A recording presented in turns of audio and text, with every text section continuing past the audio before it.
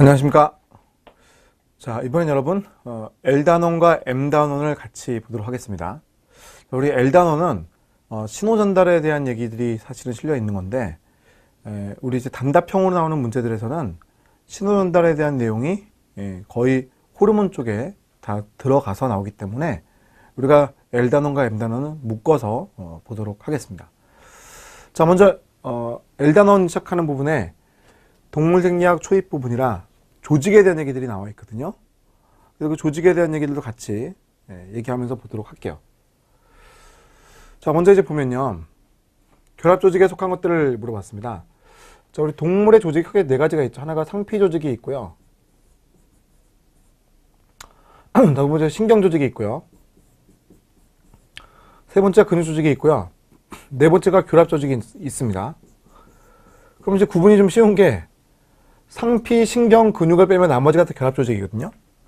그러니까 결합 조직을 잘 물어보는데 우리가 이걸 딱 결합 조직만 좀 따로 빼면은 나머지는 좀 쉽게 할 수가 있어요. 그러니까 무슨 말이냐면 샘 조직, 이건 상피 조직입니다. 상피. 두 번째 신경, 이거 신경 조직. 이거는 근육 조직. 상피 조직 말게 되는 상피 조직. 그럼 나머지 것들은 전부 다 결합 조직이 되는 거죠. 이렇게 좀 쉽게 결합 조직을 골라낼 수가 있습니다. 밑에도 마찬가지. 자, 조직 중에서 분비샘을 포함하는 거 물어봤거든요. 좀 공모 문제인데, 그럼 분비샘이라고 하는 것은 다 상피 조직이에요. 그러니까 상피 쪽에서 분비를 한다, 이렇게 보시면 되겠습니다. 상피 쪽에 분비를 한다. 즉 바깥쪽과 만나는 면에서 분비를 하는 거죠. 침도 마찬가지고요. 침샘 상피 조직이고, 우리 소화관 안쪽도 상피 조직이거든요. 그리고 그 상피 조직에서 결국 다 뭔가 이렇게 분비를 하는 모습들을 보인다는 거죠. 소화액들도 전부 다 상피 조직에서 나오는 것이다 라고 보시면 되겠습니다. 자, 다음 이제 바로 M단원으로 넘어가겠습니다. L과 M은 앞으로 이제 합쳐서 합본해서 나올 겁니다. 우리 단답형 문제가 많은 공무원 또는 뭐 변리사 또는 대학 편입 뭐 이런 쪽의 문제들은 L단원 얘기를 거의 다루지 않기 때문에 우리가 M단원 따로 이제 묶어가지고 하겠습니다. 자, 뇌에서 체온 조절, 식이 조절, 갈증 담당하는 부위는 누구냐? 뭐 당연히 시상하부죠. 시상하부는 체온 조절, 섭식 조절, 식이 조절, 갈증, 그 밖에도 혈당 조절도 있고요. 다음 섬유물 조절.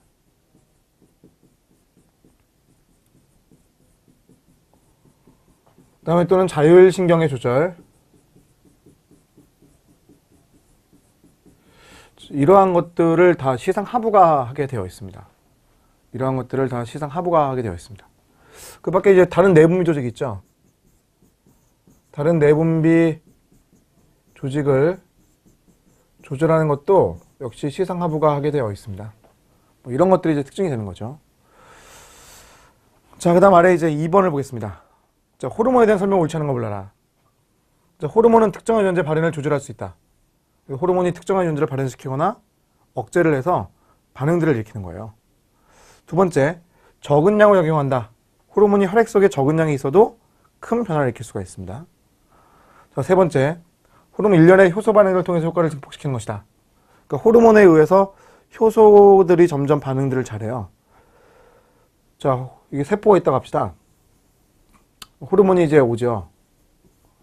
그러면 신호가 전달이 안으로 들어가게 되면 내부에 효소가 반응하게 되어 있습니다. 그 효소는 상대방을 다수를 만난단 말이에요. 자, 1분이면은 50만 개에 해당하는 상대방 애들을 변환시켜요. 근데 그 애들이 만약에 또다시 효소라면 제곱으로 반응이 증폭되는 거죠. 자, 이러한 반응이 연쇄가 되면서 엄청나게 큰 반응을 일으킬 수 있는 게 특징입니다. 자, 그 다음 4번, 수용성 호르몬은 특정 기관의 세포질에 있는 수용체와 결합한다. 세포질이 아니죠. 세포막이라고 하셔야 됩니다. 자, 호르몬이라고 하는 것들이 친주성 호르몬, 즉 수용성 호르몬이라면 세포막에 있는 수용체와 반응하게 되어 있어요.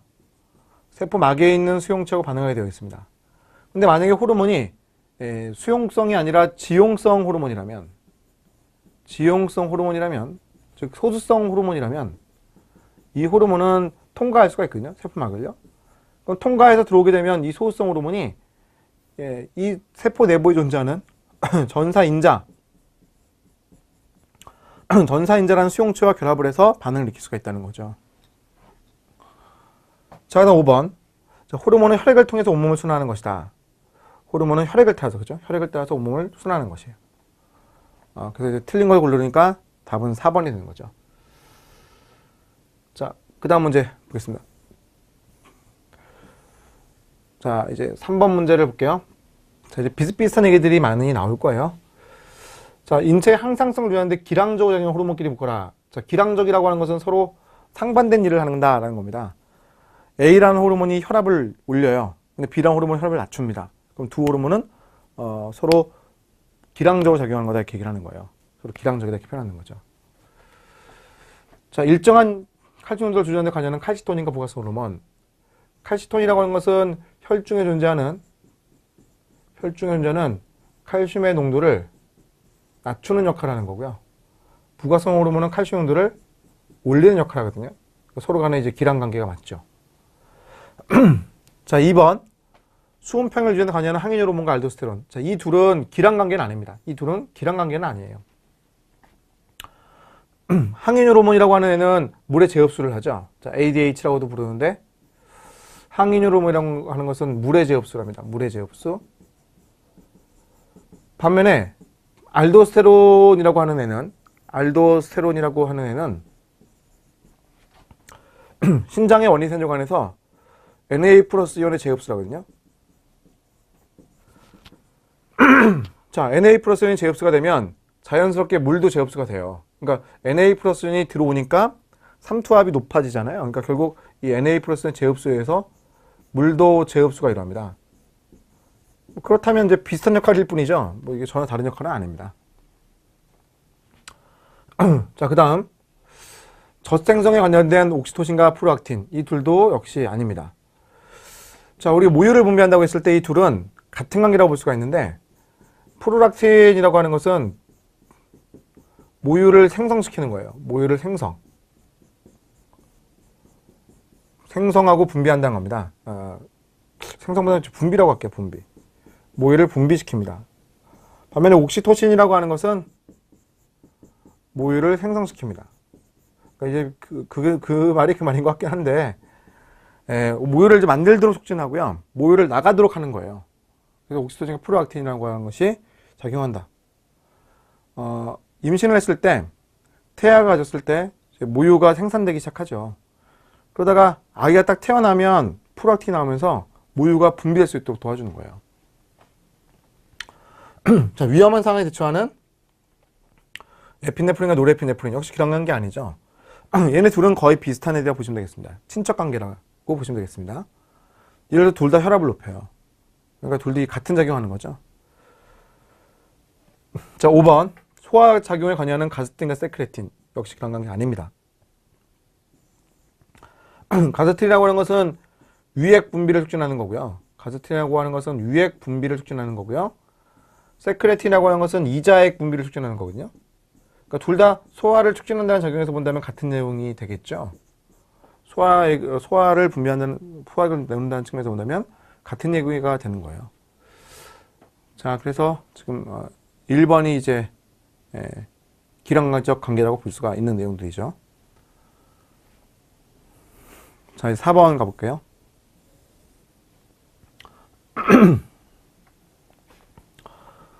자, 호르몬의 작용에 대한 설명이라고 했습니다. 자, 세포가 포당을 흡수해서 혈중 포낭도가 감소한다. 혈당량이 떨어졌잖아요. 혈당량이 떨어졌습니다.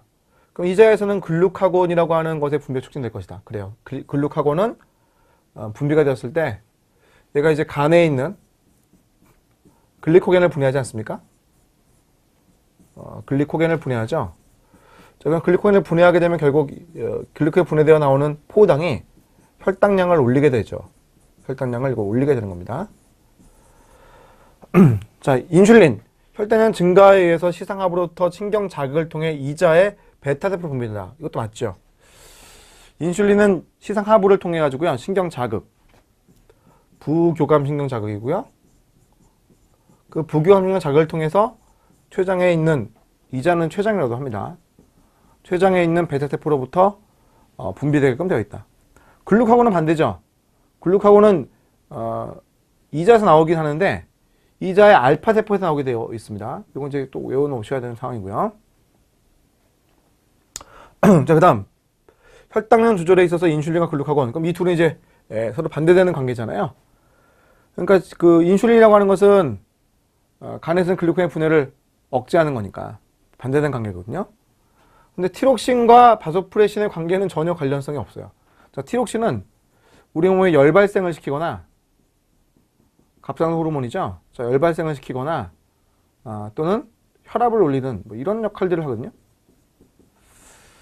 반면에 바소프레신이라고 하는 것은 ADH라는 거고요. 바소프레신이라고 부를 수도 있고 ADH를 볼 수도 있고 항인이라고 볼 수도 있는데, 얘가 하는 역할은 물의 제흡수를 하는 거잖아요. 신장에서 물의 제흡수를 하는 게 특징이죠. 자, 그러니까 지금 이 관계가 동일하다고 할 수가 없습니다. 자, 그럼 기억과 니은이라고 하셔야겠죠. 자, 그 다음 문제 볼게요.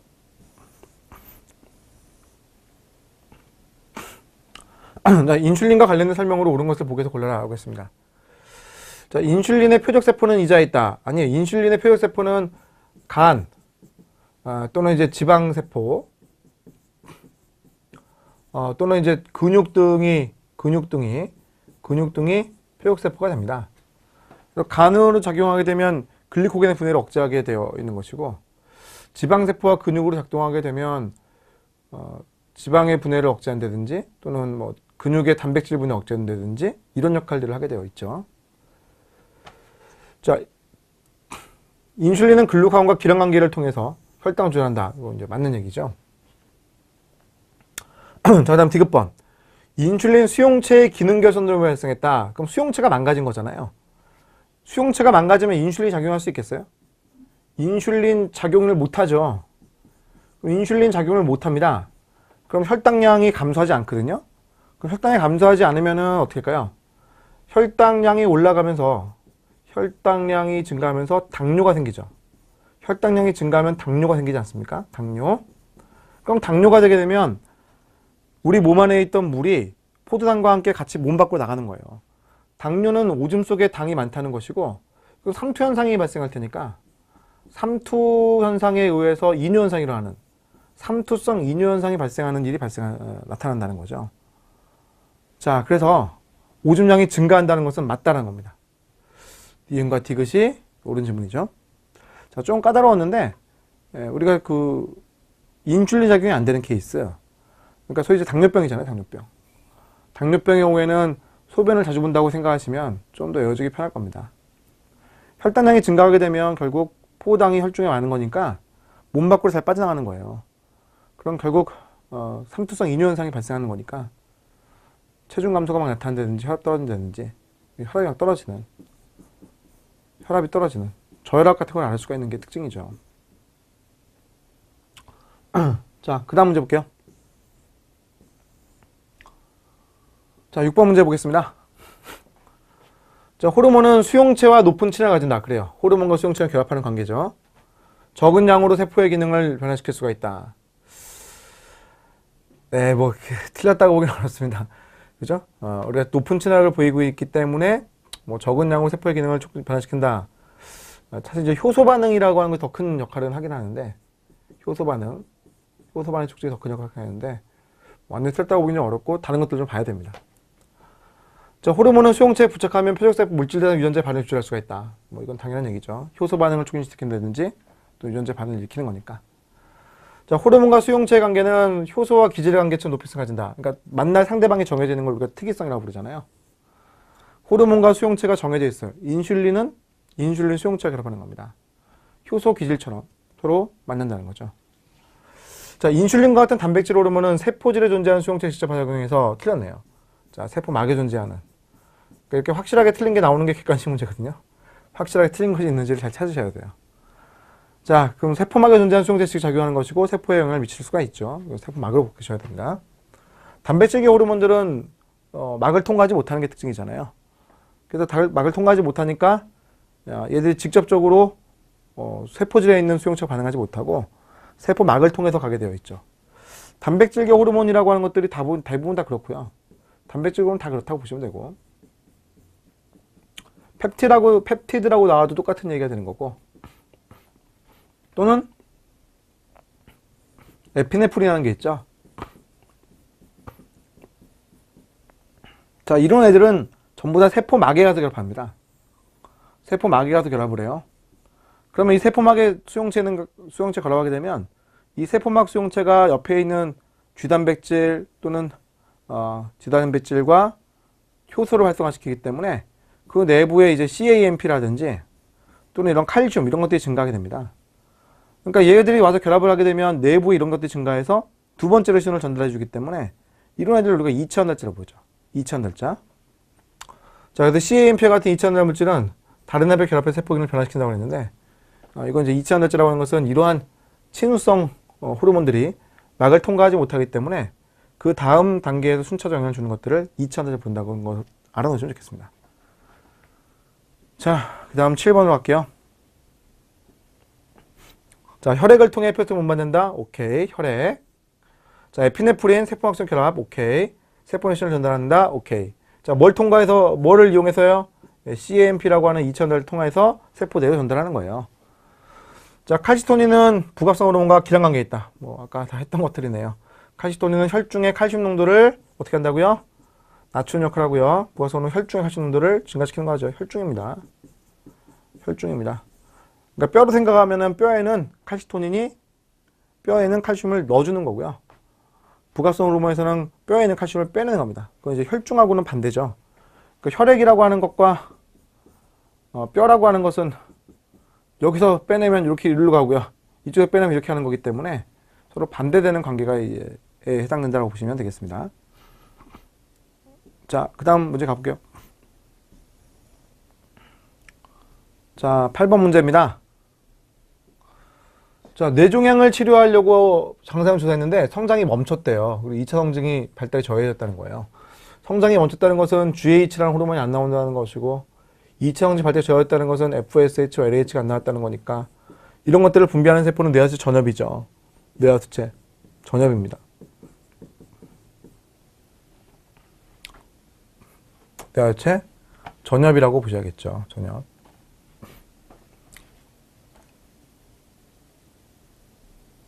자, 다음 문제 보겠습니다.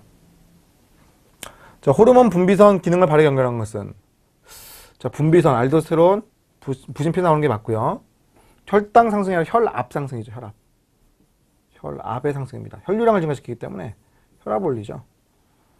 자, 옥시토신, 뇌하수체 후엽, 오케이. 옥시토신은 뇌하수체 후엽. 자궁 평활근의 수축, 오케이. 그렇죠? 아기가 나올 때 옥시토신이 어머니의 뇌하수체 후엽에서 나옵니다. 그럼 그게 자궁으로 흘러가가지고요. 수축을 지키죠. 그러니까 아기가 나오죠. 자, 칼시토닌 갑상선입니다. 갑상선. 칼시토닌은 혈중 칼슘 영향을 감소시키는 것이다. 이건 맞죠. 자, 멜라토닌. 자, 이건 약간 특별한 호르몬이긴 한데 뇌하수체 전엽이 아니라 시상 상부. 시상의 위쪽, 시상 상부. 이제 송과 샘이라고 나올 때가 꽤 있습니다, 여러분. 송과 샘. 송과 샘에서 나오게 되어 있고요. 하는 역할은 생체 일조기 조절입니다. 이거 맞죠? 그래서 우리가 밤에 잠이 안 올 때 멜라토닌 먹으면 잠이 오는 거예요. 멜라토닌은 밤에 분비가 많이 되어서 우리에게 졸음을 일으키는 겁니다. 그러니까 멜라토닌을 먹어주게 되면 우리가 잘 졸 수가 있죠. 잘 잘 수가 있습니다. 그래서 불면증에 걸리면 멜라토닌 처방을 받으면 호르몬이기 때문에 내 몸에 큰 영향 주지도 않고 괜찮은 어떤 효과를 얻을 수가 있죠. 자, 그 다음 문제 보겠습니다. 자, 10번 문제를 볼게요. 자, 술을 마시면 화장실에 자주 가게 된다. 술을 마시면요, 뇌하수체 전엽에서 나오는 바소프레신의 분비를 이걸 감소시키는 거예요. 그러니까 이게 뇌하수체 전엽 후엽에 나오게 돼 있잖아요. 뇌하수체 후엽에 나오게 되는데 뇌하수체 후엽에서 나오는 바소프레신을 분비하지 못하도록 막아요. 그러니까 바소프레신 하는 역할이 뭐였냐면 물의 재흡수였는데 콩팥, 신장에서 물의 재흡수가 안 되니까 물의 재흡수 안 되면 소변을 나갈 수밖에 없잖아요. 그래서 소변을 자주 보게 되는 것이 특징이다라는 겁니다. 자, 스테로이드 호르몬 관련된 설명으로 틀린 걸 골라오겠습니다. 틀린 거 골라라. 자, 스테로이드 호르몬은 지용성 호르몬이죠. 그럼 지용성 호르몬이라고 하는 것들은 세포막을 통과한단 말이야. 그럼 세포 내 수용체 결합을 하죠. 자, 그럼 스테로이드 호르몬이 DNA 수정부 결합한다? 이건 틀렸습니다. 세포 내 수용체가 하는 거예요. 수용체가 전사인자예요. 근데 이 전사인자가 이제 불활성화되어 있던 것인데 얘가 이제 활성을 띠게 되는 거죠. 그 활성을 띠게 하는 걸 누가 하는 거예요? 호르몬이 하는 겁니다, 여러분. 그러니까 호르몬이 와서 결합을 하게 되면 수용체가 활성화되기 때문에 전사인 작용하게 되는 거죠. 스테로 호르몬이 한다 그러면 틀립니다. 자, 요즘 전사를 일으킨다. 호르몬이 전사를 일으킬 수가 있는 거죠. 호르몬이 직접 하는 건 아니지만 수용체를 통해 전사를 일으키는 거니까. 자, 같은 호르몬의 다른 표의 세포에 다른 반응을 일으킬 수가 있을 것이다. 그래, 같은 호르몬이라 하더라도 다른 세포라면 다른 수용체가 있거나 또는 다른 전달 방식을 가질 수 있거든요. 전달 방식에도 차이가 있을 수 있습니다. 전달을 하는 단백질들이 달라질 수가 있다는 얘기예요. 그럼 각기 다른 반응을 유발할 수도 있습니다. 자, 5번. 호르몬의 작용의 결과 새로운 단백질이 합성될 수도 있다. 그것도 뭐 가능하죠.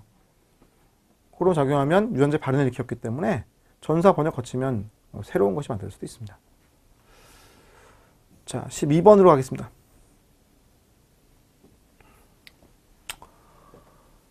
자, 외부의 신호에서 반응한다. 신호원들에 사용되는 단백질 중에 하나인 스테로이드 수용체에 대한 설명으로 잘못된 것을 이렇게 얘기했거든요. 스테로이드 수용체, 이거 전사인자잖아요. 전사인자 아닙니까?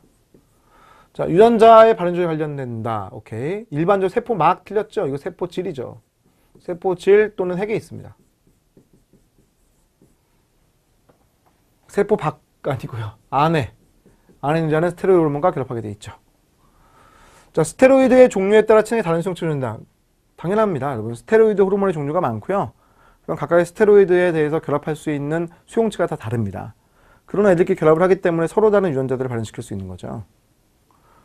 자, 티로이드 호르몬. 자, 티로이드라고 하는 것은 갑상선 말합니다. 갑상선 호르몬을 말하는 것이고요. 그럼 갑상선 호르몬은 다른 이름이 뭡니까?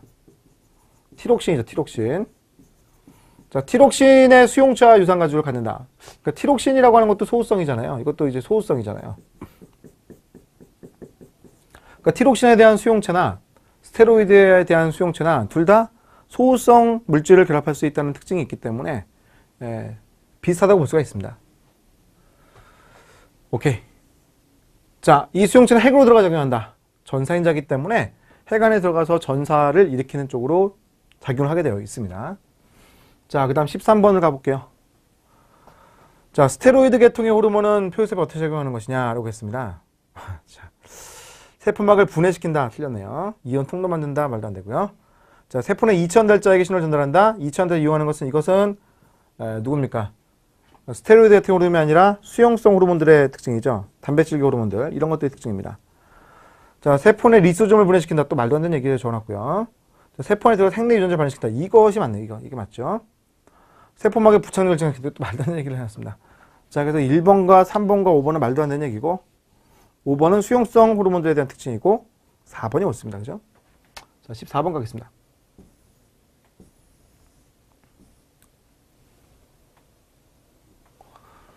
자, 온도 조절에 대해서 물어보겠습니다. 이런 뭐 상식적으로 생각을 해서 맞춰보면 좋을 것 같은데요.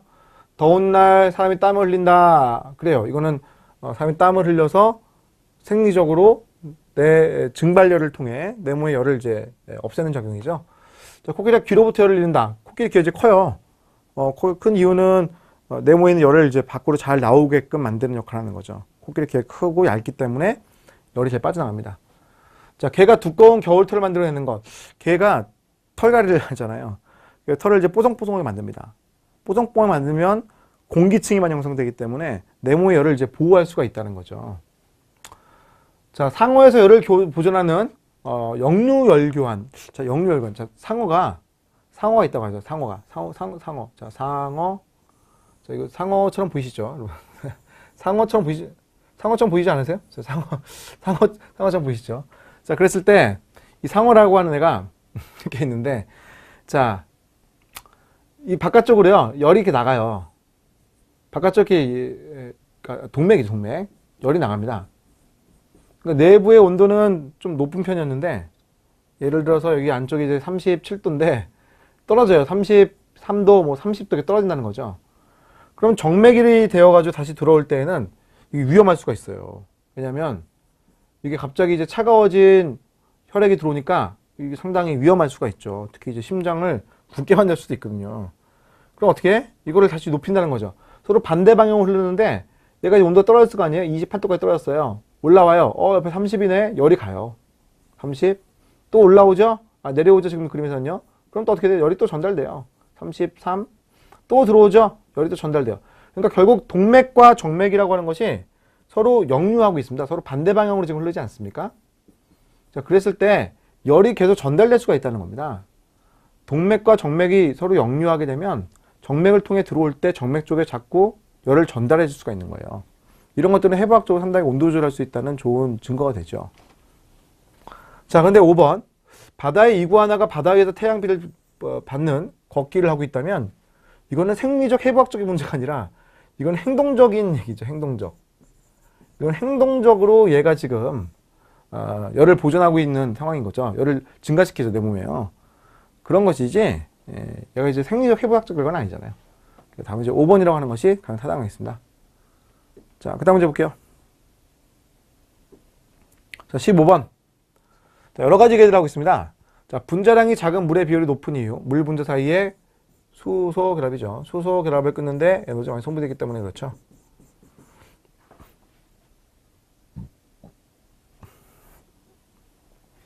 자, 두 번째. 생체 내 활성 비타민인 디하이드록시 비타민 T는 소화관에서, 이거 맞습니다. 칼슘의 흡수를 촉진하는 겁니다. 이거 다 맞습니다.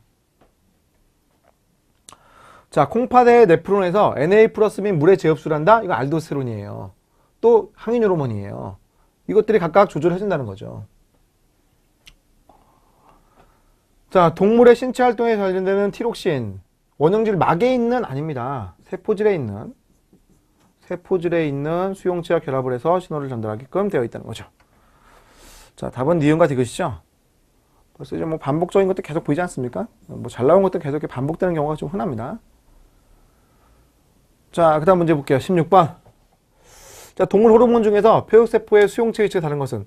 자, 프로게스테론, 나머지는 뭐예요? 론졸겐 아니네요. 이건 뭐예요? 친수성, 수용성 호르몬들이고, 다 이거 단백질계 호르몬이죠. 다 이거 단백질들입니다. 이건 단백질들. 그리고 저 위에 거만 뭐예요? 지용성이죠. 이것만. 론졸겐, 이거 외우라고 그랬죠. 론졸겐으로 끝나게 되면, 이걸로 끝나게 되면, 다 이거 지용성이에요. 프로게스테론, 코티졸, 안드로겐, 에스트로겐, 테스토스테론, 이런 거 다 이거 지용성입니다. 이건 이제 스테로이드 호르몬들이죠. 이건요. 스테로이드 호르몬들이죠. 자, 다음 17번. 난소주기와 월경주기 관여하는 호르몬들 이렇게 얘기를 했어요. 그 기능이 바르게 연결되지 않은 것 이렇게 했거든요. 자, GnRH, 시상하부에서 나오는 거죠. 시상하부에서 GnRH가 나옵니다. GnRH가 나오죠. 그럼 이게 나오게 되면 뇌하수체 전엽이 있고요. 여기에서 FSH 하고요. LH를 분비하게 되어 있고요. 그럼 얘들이 난소에 가서 작용하게 되어 있죠. 여성은요. 난소에 가서 작용하게 되어 있습니다. 그럼 난소에서 나오는 이제 호르몬들이 각각 있는 건데, 자, FSH는 여포에 작용하거든요. 여포에. 그럼 여포에 작용하게 되면 여포에 작용해서 에스트로겐의 분비를 막 촉발하게 돼 있어요. 그러면 난자가 발달합니다. 그럼 이제 LH가 나오게 되면 배란을 하게 돼 있거든요. 그리고 이제 황체를 만들게 되어 있지 않습니까? 그럼 황체를 형성하게 되면 황체에서 에스트로겐과 프로게스테론 나오게 돼 있죠. 프로게스테론과 에스트로겐이 나오게 되는 거거든요. 자, 그래서 GnRH라는 것은 황체 형성 호르몬의 분비를 조절할 수가 있는 거고요. 황체 형성 호르몬은 배란을 촉진할 수가 있는 거고요. 에스트로겐은 여포의 성장을 촉진하는 건데, 자, 프로게스테론은 자궁 내막을 이제 두텁게 하는 분비물의 증식을 할 수는 있거든요. 분비물의 증식이라고 보셔야 돼요. 이건 이제 분비물 증가.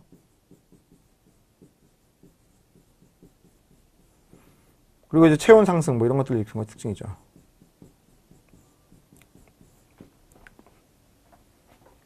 자, 그 다음 문제 보도록 하겠습니다.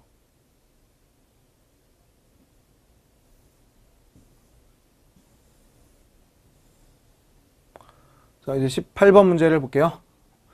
자, 기량작용. 글루카곤, 인슐린, 기량관계죠. 글루카곤, 인슐린, 기량관계입니다. 글루카곤, 인슐린, 기량관계. 바소프레신, 옥시토신, 기량관계 아니죠. 얘는 물의 재흡수, 옥시는요, 예? 모유의 분비. 뭐 여러 번 적고 있으니까 뭐 안 적을게요, 여러분. 자, 에스트로겐과 테스토스테론, 이건 여성 호르몬, 이것은 남성 호르몬이죠. 여성 호르몬, 남성 호르몬. 티록신, 열 발생시키는 것 또는 혈압 올리는 것. 칼시토닌은 혈중의 칼슘 농도를 낮추는 역할. 그럼 답은 이제 1번이죠. 자, 19번 뇌하초 호르몬에 대한 설명으로 옳은 거 올라가겠습니다. 자, 전엽에서 분비가 되는 갑상선 기능 자극 호르몬, 갑상선 호르몬. 자, 이 전엽에서 분비된다. 즉 시상 하부에서는 분비되는 것이 TRH. 자, 그다음 뇌하수체 전엽에서 나오는 것은 TSH. 그다음 갑상선에 나오는 것은 T4 이렇게 되죠. T4. 티록신. 자, 음성 피드백 합니다. 이렇게 음성 피드백 하죠. 음성 피드백. 얘네 못 나오게 만드는 거예요. 그래서 갑상선 자극 호르몬이라고 하는 것은 갑상선에서 티록신의 분비를 촉발하게끔 되어 있습니다. 오케이죠. 자, 전엽에서 분비된 ACTH. 자, 뇌 전엽에 분비되죠. 시상하부에서는 CRH가 나온다면 뇌하수 전엽에서는 ACTH가 나오게 되어 있고, 그럼 갑상선이 아니라 이거는 이제 부신 피질이잖아요. 그럼 부신 피질로 가서 작용하게 되면 알도스테론, 그다음 코티졸, 이 두 개를 이제 나오게 한다고 아시면 되고, 혹시나 이제 모르니까 안드로겐까지도 남성 호르몬인데 여기까지 나오게 하는 특징이 있죠. 자, 그래서 얘를 나오게 하지 않습니다. 에피네프린은 아닙니다. 알도스테론, 코티졸, 안드로겐이에요. 부신 수질이라고 한 지역에서는 에피네프린이 나올 수가 있죠. 그건 교감신경 동했을 때 나오는 케이스니까 여기는 해당 사항이 없습니다. 틀렸죠. 자, 후유에서 분비된 바소프레신은 신장에서 재분 재흡수를 한다. 오케이. 후유에서 분비된 옥시토신은 부만식 분비가 크게 증가한다. 오케이. 답은 2번이죠. 자, 그 다음 문제 보겠습니다. 이거 뭐 단순 암기가 많아가지고요. 우리가 암기를 잘하면 맞추는 겁니다. 자, 호르몬의 기능. 췌장에서 알파세포 분비되는 글루카곤은 혈중 포용도를 감소시킨다라는 게 아니라 증가시킨다 이렇게 해야겠죠. 즉 간에 있는 글리코겐을 분해하기 때문에 혈중 포용도가 증가하게 되어 있습니다. 자, 여성의 난소에서 분비되는 엠프로게스테론은 배아의 생장과 발생을 지탱하는 자궁을 만들고 유지하는 역할을 한다. 좀 애매합니다. 그죠? 여성의 난소에서 분비되는 프로게스테론이 배아의 성장과 발생을 지탱하는 자궁을 만들고 유지한다. 예, 뭐 맞는 얘기 같긴 한데 자궁을 만든다는 의미에서는 조금 의미가 좀 살짝 이해가 안 가지만 지탱하는 자궁을 만든다는 의미로 본다면 또 맞는 얘기라고 볼 수가 있겠죠. 오케이 하고요. 자, 그 다음 갑상선에서 분비되는 칼시토닌은 혈액 내 칼슘 농도를 낮춘다. 오케이. 그러니까 뼈에서의 칼슘 농도는 증가시킨다. 뼈의 생장을 증가시킨다. 이건 말이 되죠. 자, 부신 피질에서 분비되는 무기질 코르티코이드 알도스테론입니다. 알도스테론이라고 하는 것은 무기질의 이온의 농도를 변화시키기 때문에 무기질 코르티코이드라는 용어가 붙었고요. 하는 역할은 나트륨의 재흡수를 촉진하는 거 하는 거예요. 촉진. 이제 답이 나왔네요. 그죠? 확실하게. 답은 이제 니은과 디귿이라고 보셔야겠죠. 나트륨 재흡수 촉진하니까 물의 재흡수 촉진되고 결국 혈압이 올라가죠. 자, 그 다음 문제 볼게요. 자, 21번 문제를 보겠습니다. 자, 독사를 보고 위협을 느꼈다. 엄청난 스트레스에 의해서 호르몬이 분비되었습니다. 이 호르몬은 에피네프린일 거예요. 에피네프린은 뇌하수체 부신 수질에서 나오죠. 부신 수질에 나옵니다. 에피네프린이 나오게 되면 이건 교감신경의 효과가 똑같은 거거든요. 교감신경의 효과가 똑같은 겁니다. 교감신경에 작용했다고 보시면 되겠습니다. 그래서 심장박동이 빨라졌죠. 심박수가 증가했으니까. 그리고 소화관의 혈관들이 수축해가지고요. 혈류가 소화관 쪽으로 가는 걸 막았고요. 혈액 근육 쪽으로는 더 많은 혈액이 흐르게 되었다는 겁니다. 부신 수질에서 분비되는 에피네프린의 효과죠. 자, 펩타이드 호르몬이 아닌 것 골라라고 했습니다. 그럼 골라내시면 뭐가 있을까요? 이건 좀 어렵네요. 그죠? 멜라토닌입니다. 멜라토닌.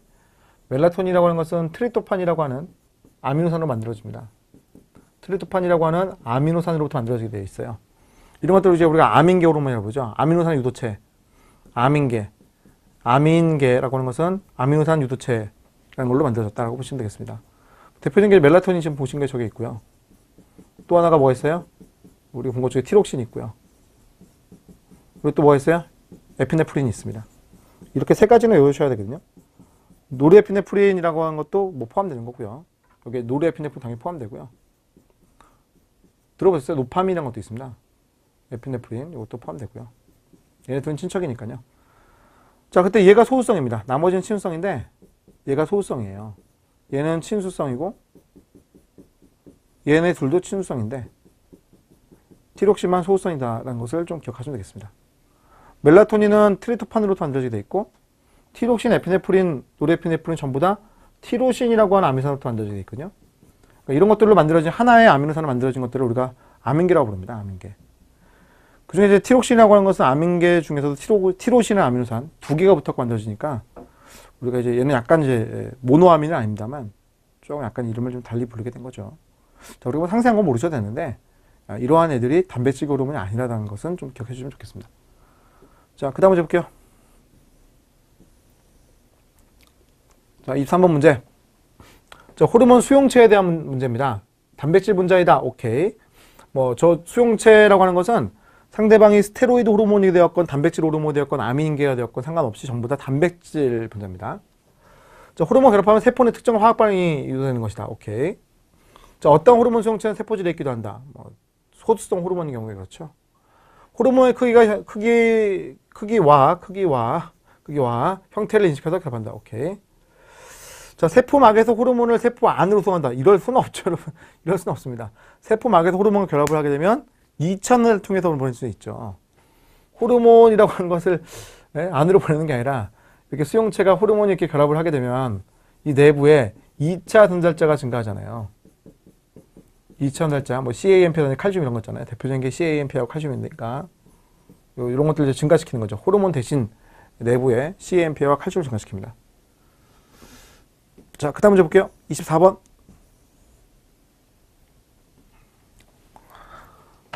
자, TRH, TSA, 티록신 나오는 걸 얘기를 했고요. 자, 체온이 떨어진다. 그럼 열을 발생시켜야 되잖아요. 그 TRH 분비가 증가하겠네요. 이 반응은 계속 촉진하는 관계니까. 자, 티록신이 과다 분비되었다. TSH 분비는 억제가 되겠죠. 음성 피드백하기 때문에 억제가 될 거예요. 자, TSH 분비가 증가한다. 이게 증가하죠. 그럼 물질이 활발해질 것이다. 그래요. 티록신이라고 하는 것은 물질을 활발하게 해서 열을 발생시킵니다. 물질에서 활발하게 되어서 열 발생하는 거니까요. 자, 티록신이 과다 분비되면 갑상 비대증이 생긴다. 갑상선이 비대해지기 위해서는 TSH가 작을 많이 줘야지 비대해지는 거예요. 작을 계속하면 비대해지는 겁니다. 자, 그런데 티록신이 많으면요. 음성 피드백하기 때문에 TS 농도가 감소하거든요. 그럼 TS 농도가 감소하게 되면 갑상선 자극하지 못하잖아요. 그러니까 비대증은 생기지 않습니다. 자, 그래서 기역과 디귿이 옳은 지문입니다. 다음 문제 볼게요.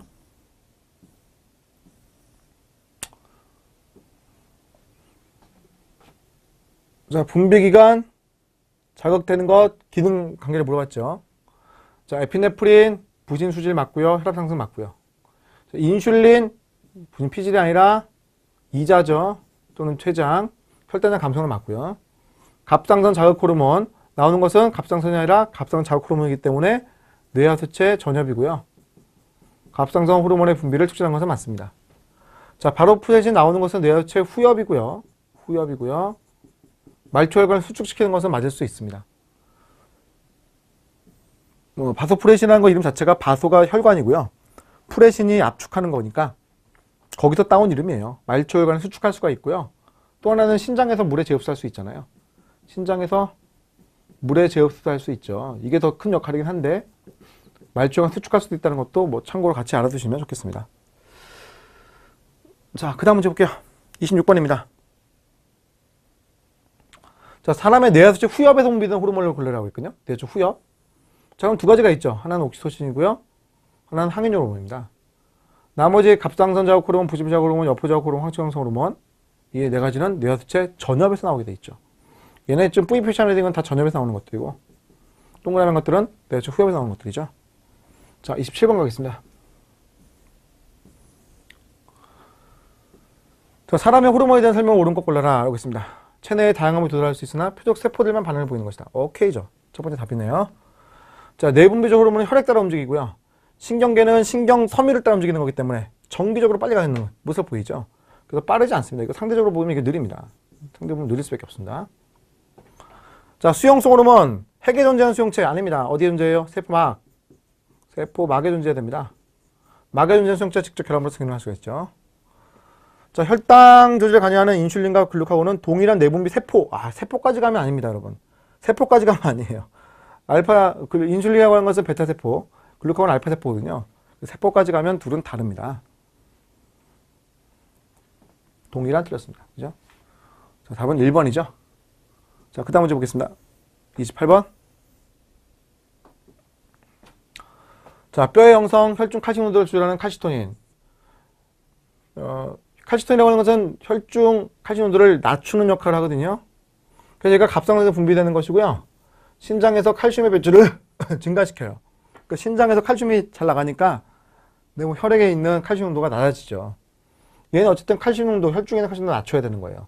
얘는 높여야 되고요. 비타민 D는 소장에서 칼슘 흡수를 하기 때문에 얘도 칼슘 농도를 증가시킵니다. 자, 혈중 칼슘 농도가 증가했어요. 부가성 호르몬의 분비가 억제될 것이다. 그래, 억제되겠죠. 얘는 칼슘의 농도를 높여야 되는 건데 이미 증가되어 있다면 나올 필요 없잖아요. 자, 칼시토닌은 뼈를 형성시키는 조골세포. 칼시토닌은 혈중 농도를 낮춰야 되기 때문에 조골세포를 활성화시키는 건데 그때 그러면 뼈가 만들어지는 거지 비타민 D 생성을 하는 것은 아닙니다. 비타민 D는요. 이거 우리 여러 번 얘기했는데 자외선에 의해서 피부에서 합성되는 거예요. 자외선에 의해서 피부에서 합성이 되는 겁니다. 이런 게 이제 비타민 D거든요. 그런데 얘가 만들었다고 해서 활성이 있는 게 아니잖아요. 간과 신장을 거쳐가지고요. 간과 신장을 거쳐가지고요. 얘가 활성화가 되는 거죠. 간과 신장을 거쳐가지고 얘가 활성화가 됩니다. 그럼 하는 역할은 뭐냐면요. 소장에서 칼슘의 흡수를 하는 거죠. 소장에서 칼슘의 흡수를 합니다. 그러니까 이게 여기저기 돌아다니는 거죠, 지금요. 이 특징을 알아놓으셔야 됩니다. 자, 부갑성 호르몬은 조골세포에 직접 작용한다. 직접 어떻게 작용하냐가 안 나왔는데요. 그죠? 직접 어떻게 작용하는지를 얘기를 안 했습니다만. 부갑성 호르몬이 있게 되면 이것은 칼슘도를 높여야 되기 때문에 조골세포에 작용을 해서 조골세포가 파골세포를 만들게끔 도와줍니다. 파골세포의 활성화를 일으킨 거죠. 그래서 파골세포가 활성화되는 거니까 직접 작용해서 파골세포 활성화시켜요. 그러니까 결국 뼈를 부수는 역할을 하게 되는 거죠. 결국 칼슘 농도를 높이는 역할을 하죠. 혈중의 칼슘 농도를 높이는 역할을 하는 게 부각성 호르몬입니다. 부각성을 다른 이름으로 파라토로몬이라고 부르죠. 이거 파라토로몬 알아두시면 좋고요. 자, 29번 갑상선 질환입니다.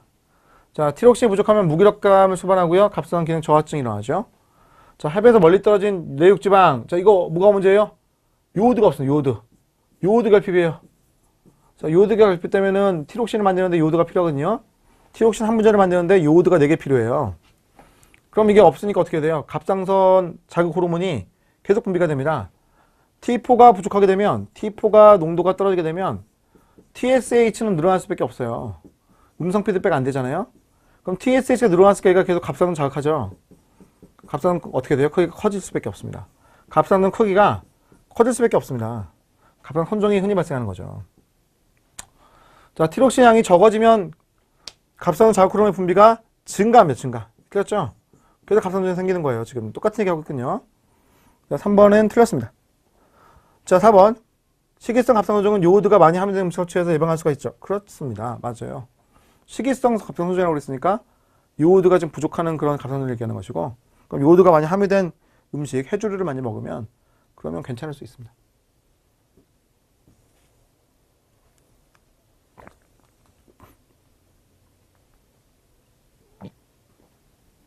자, 30번 문제 보겠습니다. 자, 옥시토신은 자궁 분만했을 때 자궁 수축을 유도한다. 오케이. 자, 글루코코르티코이드, 코티졸이라고 부를 수도 있습니다. 얘는 혈당량을 올리는 역할을 하는데, 혈당 높이는 하는데 어떻게 해제하는 거냐면 비탄수화물성 대사하는 거예요. 비탄수화물성 대사. 탄수화물이 아닌 것들의 대사라는 겁니다. 비탄수화물 대사라는 것이고요. 그럼 이게 무슨 말이냐면 이제 단백질 대사한다 이런 얘기입니다. 단백질을 분해한다 이런 얘기예요.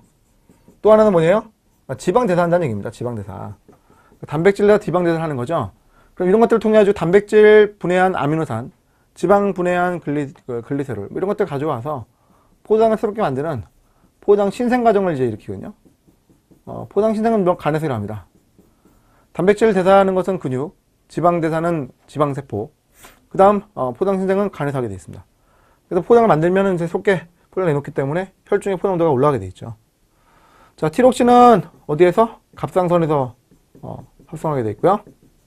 자, 부가선도 호르몬입니다. 파라트로몬이라고 부르는 건데 혈액 내 칼슘 농도를 높이죠. 이건요. 높인다 이렇게 하셔야겠죠. 즉 파골세포를 활성화시키기 때문에 뼈가 녹아가지고요. 결국 뼈의 칼슘, 혈액의 칼슘 농도가 크게 증가하게 되어 있죠. 자, 그 다음 31번 가보겠습니다. 체온 조절 과정이네요. 자, 저온 자극 간내 시상하부에서 분비량이 증가되고 있습니다. 뇌하수 전류로 갔는데 얘가 지금 갑상선에 자극을 일으켰기 때문에 얘는 TRH, 얘는 TSH, 얘는 T4 이렇게 하면 될 것이고요. 자, 그 다음 교감력 작동을 해가지고 부진 수질에서 나오게 하는 것이라고 했습니다. 속질 쏘는 수질. 그럼 에피네프린이죠. 뭐. 에피네프린이죠.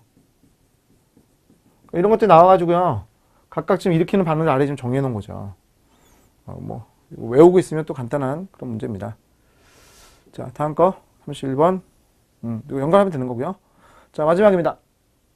마지막 문제입니다.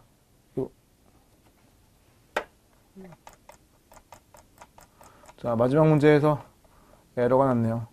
자. 네.